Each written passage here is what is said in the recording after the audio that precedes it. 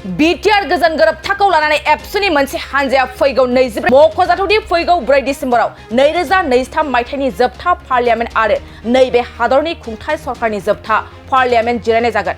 बे जोबथा पार्लियामेन्ट सावरायनाया बर'नि थामथि गोजोन बिटिआर गोरोबथानि माखासे आद्रा थानाय दफाफोरनि मावफुंनायखौ लानानै नोजोर होनो गोनां आयदा जागोन।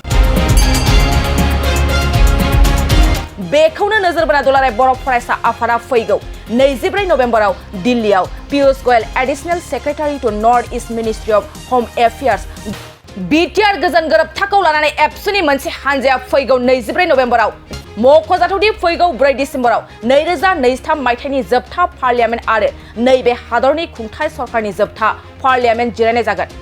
बे जोबथा पार्लियामेन्ट सावरायनाया बर'नि थामथि गोजोन बिटिआर गोरोबथानि माखासे आद्रा थानाय दफाफोरनि मावफुंनायखौ लानानै नोजोर होनो गोनां आयदा जागोन।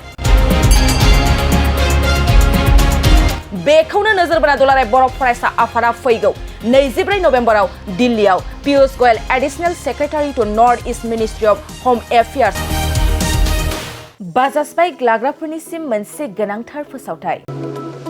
क'क्राझार सहरनि दावहारु अट' एजेन्सिया दासान्दि festive loan and exchange offer होगासिनो दं। एसेल' बिबांनि रां होग्रोनानै गाव गावनि लुबैनाय बाजाज बाइकखौ बायनो हागोन।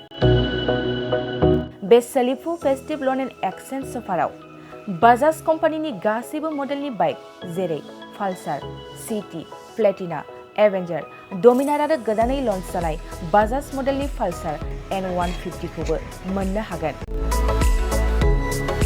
बे सोलिफु फेस्टिभ ल'न एन्ड एक्सचेन्ज अफाराव गोबांद्राय नङा आरसि इन्सुरेन्स लाफानानै 9,999 रां बेसेनावनो ल'एस्ट डाउन पेमेन्ट होनानै बाइकखौ लानो हागोन। नोंथांमोना क'क्राझार सहरनि दावहारु अट' एजेन्सिजों लोगोसेनो कारिगाव फेस्टिभ आउटलेट, दतमा फेस्टिभ आउटलेट आरो बडगाव फेस्टिभ आउटलेट ब्रान्च श'रुमावबो होबाय थानाय फेस्टिभ ल'न एन्ड एक्सचेन्ज अफाराव फैनानैबो लानो हागोन। मोजांसिन बाथ्राया बेसोबावदि दावहारु अट' एजेन्सि श'रुमनिफ्राय बाइक बायग्राफोरनो 5 लिटार पेट्रल आरो गंनै हेलमेटबो फ्रि एसुरेड गिफ्ट महरै हरनाय जागोन।